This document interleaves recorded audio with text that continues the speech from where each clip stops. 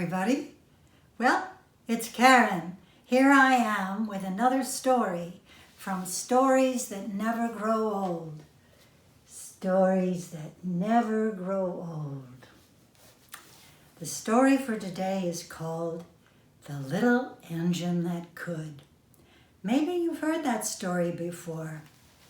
I heard it over and over when I was a kid.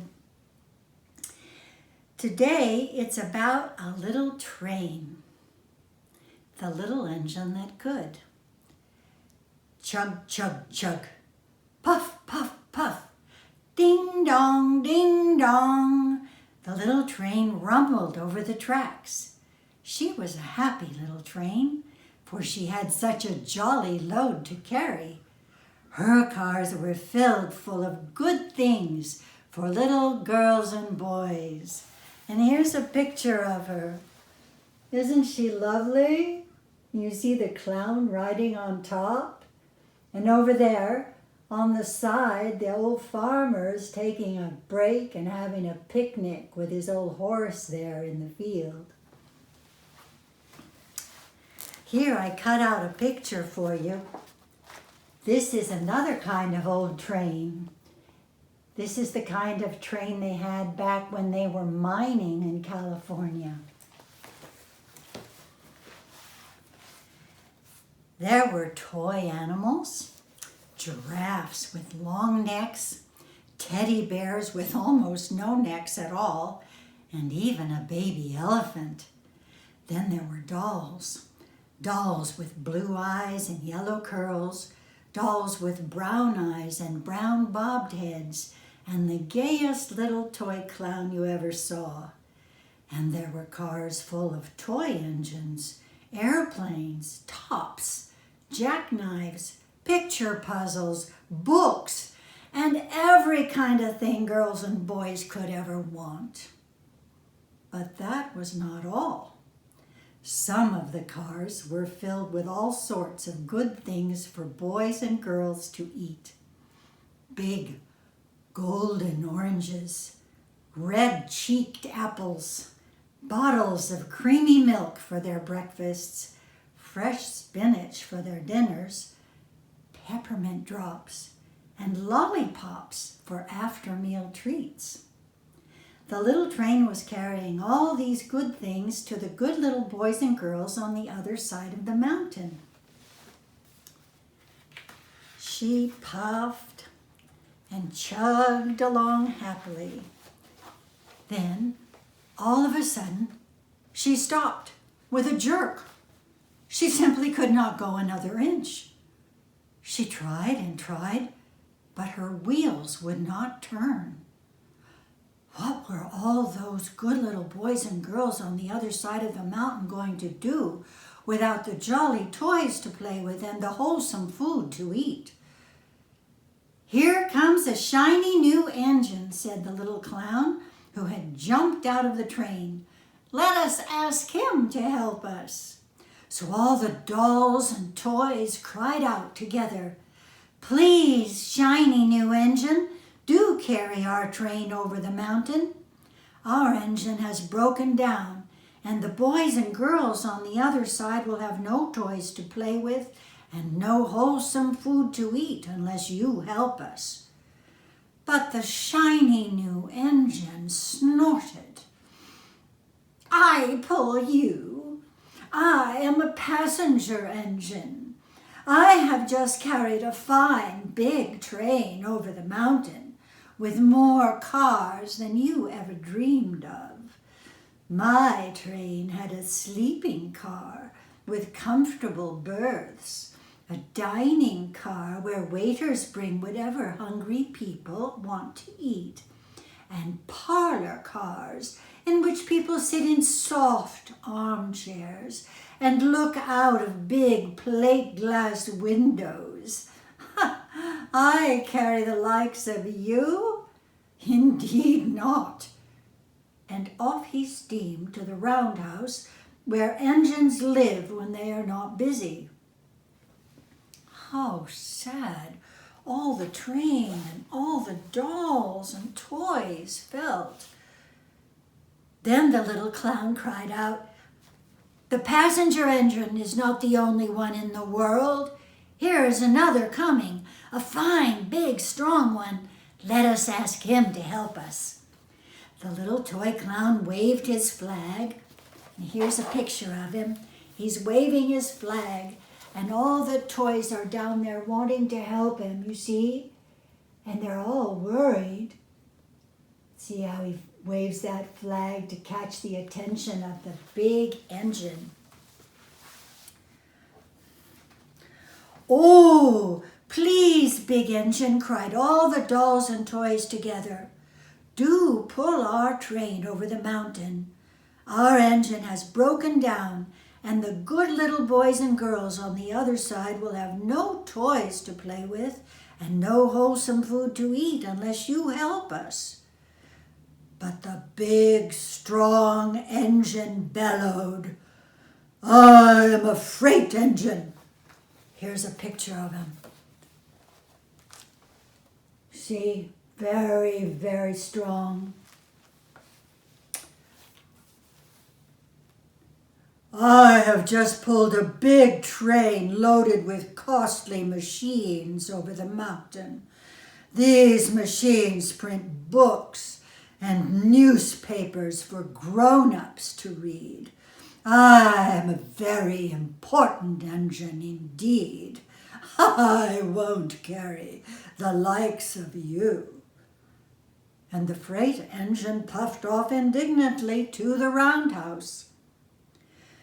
The little train and all the dolls and toys were very sad. "Cheer up," cried the little toy clown. "The freight engine is not the only one in the world. Here comes another. He looks very old and tired, but our train is so little. Perhaps he can help us." So the little toy clown waved his flag again, and the dingy, rusty old engine stopped. "Please, kind engine," cried all the dolls and toys together, "do pull our train over the mountain. Our engine has broken down, and the boys and girls on the other side will have no toys to play with and no wholesome food to eat unless you help us." But the rusty old engine sighed. "I am so tired. I must rest my weary wheels.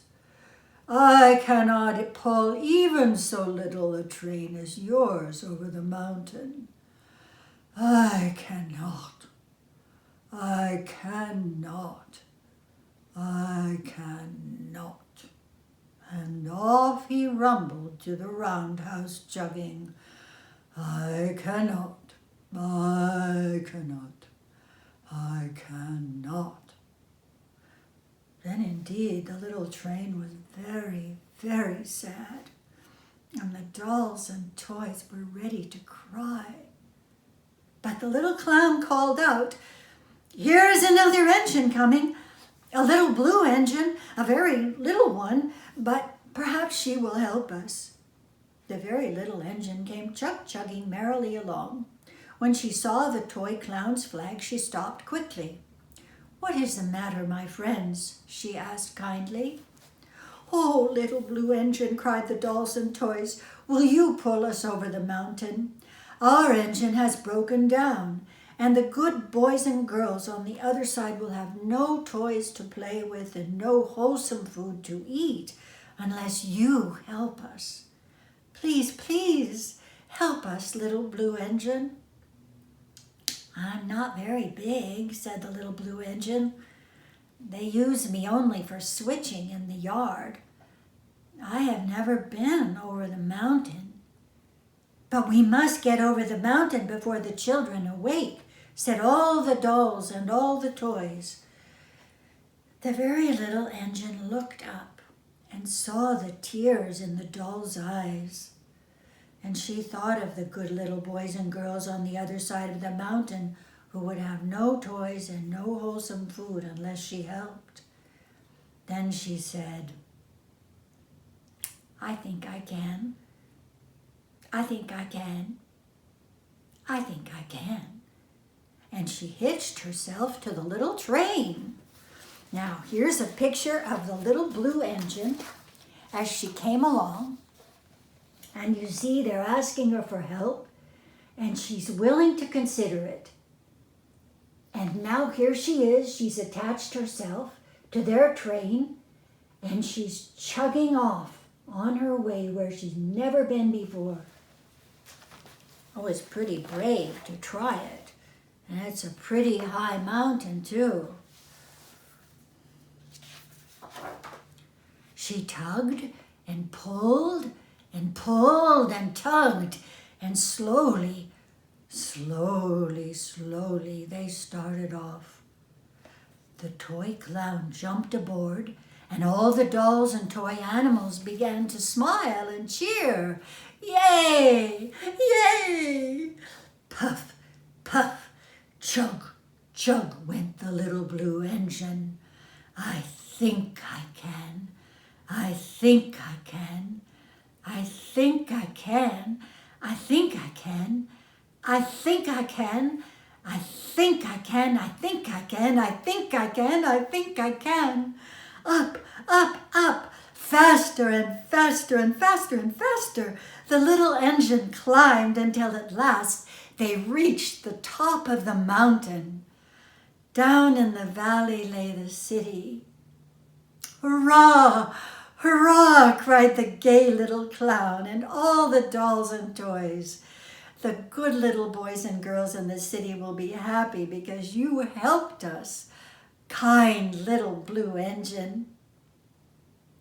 And the little blue engine smiled and seemed to say, as she puffed steadily down the mountain, I thought I could. I thought I could. I thought I could. I thought I could. I thought I could. I thought I could. I thought I could.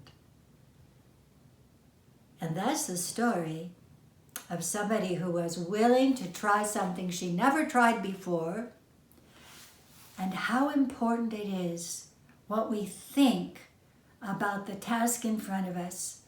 If we think we can, maybe we can. So that's our story for today. Here's another picture of the little blue engine as she was coming into the station with all the dolls and toys on board. You see the station master waving to them. I hope you enjoyed the story today. I'll see you next time. Bye.